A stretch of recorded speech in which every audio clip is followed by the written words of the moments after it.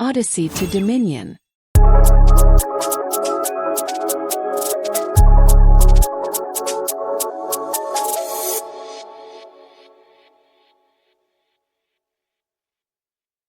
Chapter 16. Decision. Nytri wakes up the next day.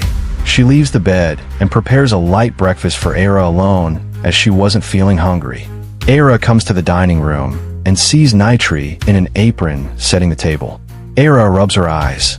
Yawn. Morning, Mom. Nytri responds with a smile. Morning, Han. How was your sleep? I slept well. I think I had a dream and you were ready to kill. Era looks at Nytri, then at what she's wearing, thinking. Oh, more ideas for painting. My bloodlust must have woken her up, but she seems calm. A little too calm. It was just a dream. I prepared breakfast for you. Toasted bread with eggs and choco drink. But what are you going to eat? Era says, sitting down by the table. Nytri smiles and walks to Era. Not hungry, sweetie. You should eat up. She kisses Era's forehead, and Era starts eating.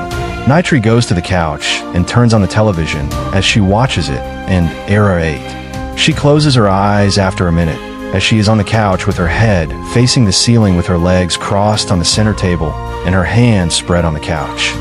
What is this feeling I keep getting? Something happened here that only Nytri knows. Her nexus fear was activated and she'd spent almost an hour inside that dimension.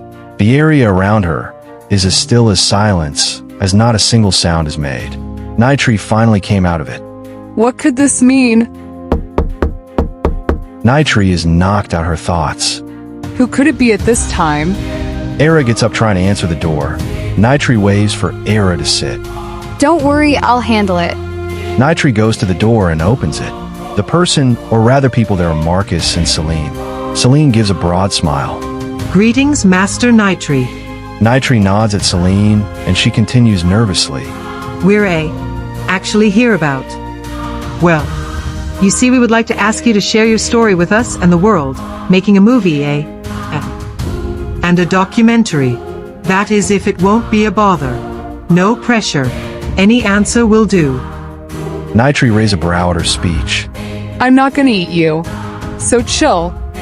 To their surprise, Nytri is not angry or offended, but instead, she listens intently to what they have to say.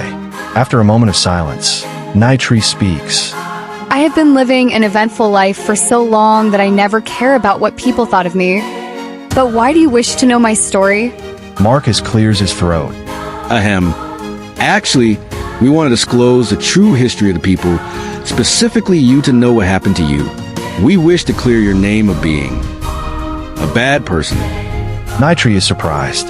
Oh, but why am I a bad person? Is it because of the rumors about me? Marcus gives a wry smile. Rumors always contain pieces of truth in them. We just want to clarify to the world who you really are and not what others said about you. Nytri looks at the roof. That's so... Then I will cooperate with you.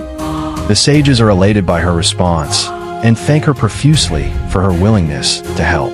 Nytri then goes to Era. She is stuffing her face and has crumbs on her mouth. Nytri walks to the dining table. Era, the sages want to hear my story. Era turns with her mouth full. Why's that? Nytri covers her mouth as she giggles. They want to know how I ended up like this. So basically my past. Era is curious and asks, Can I come with you, Mom? I want to listen and learn about your past again. Nytri smiles and replies.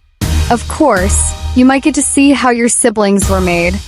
Era becomes a blur and tidies the room up as Nytri is heading to the door. She arrives at the door just as Nytri reaches there. Sage makes way with a bow and a hand gesture to make the way. A car is prepared to take you to the tower. Nytri chuckles. Don't worry, we know where the tower is. You can go ahead.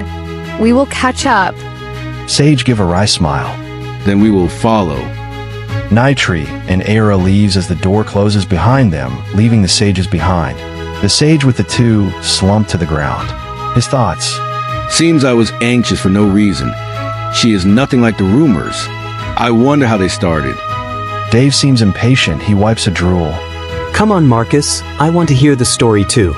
Celine has this crazy look in her eyes. We should leave quickly. They might already be there. Sage, who's actually Marcus, gets up. Right. They leave together to the tower. Nytri couldn't help but feel a sense of nervousness as they make their way to the tower. Nytri's voice rings in Nytri's head. Could it be that this is what we sensed that made me nervous? Nytri's thoughts. Might be. And she speaks with Era. I wonder how things will turn out. Will they cower in fear or amazement? Fear, definitely. Era is exasperated. Mom, you just tell them, who knows. They might like it. Nytri looks away. I find it hard that they would like the idea of outsiders coming to kill them. Era rubs her chin. Think of it like an awareness program. Era chuckles. Nytri gives a small smile. Yeah, people will definitely go crazy.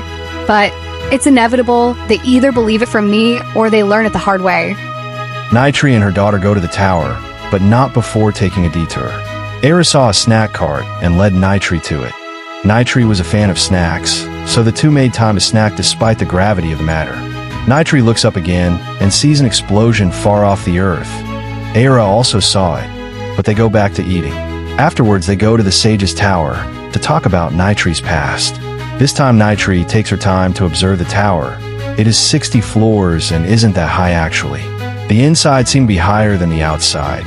It has intricate designs and statues circulating the outside of each floor all the way to the top. These statues are actually just for show. When they arrive, two female sages are waiting for them to lead them to Theron. Nytri and Era enters the tower as they are led to the 25th floor to Theron's office. A sage knock on the door and they enter the room made into an office. The office is large with models of Azurian panzers, cars, Azurian aircraft, planes, rune cube, a cube made of runes that keep moving, a vehicle core, engine.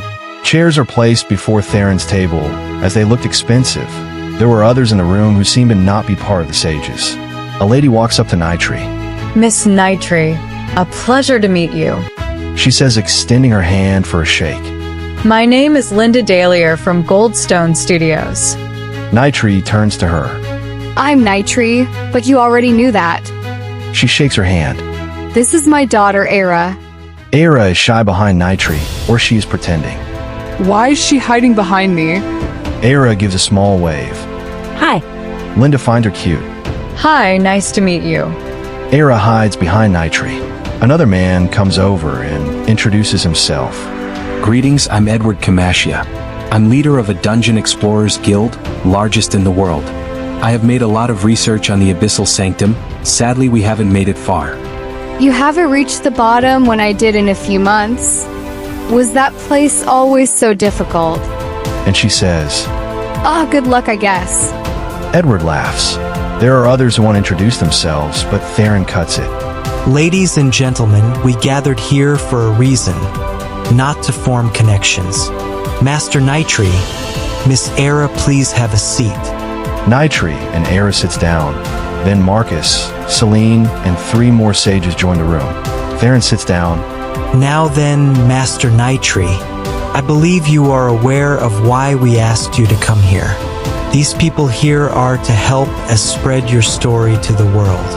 Though I am curious, our records made mention of kids being with you, but I never thought one looked this much like you.